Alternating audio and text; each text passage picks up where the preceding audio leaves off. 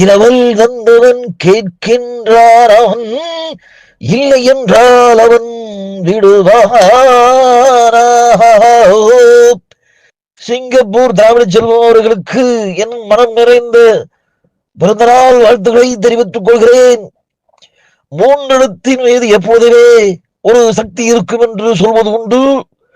TMS, MSV, TMS என்கின்ற ஒருவரை எப்படி தமிழ் ஆதர்ஷ புருஷனாக கருதி கொண்டிருக்கிறாரோ, அதுபோல சிங்கப்பூரை சேர்ந்த திராவிட செல்வம் அவர்கள் எப்பொழுது டிஎம்எஸ் பாடலை சொல்லும் பொழுது அந்த இடத்தில் நானும் ஒட்டிக் கொள்கிறேன், நானும் சேர்ந்து கொள்கிறேன் என்பதில் எனக்கு மிகுந்த மகிழ்ச்சி.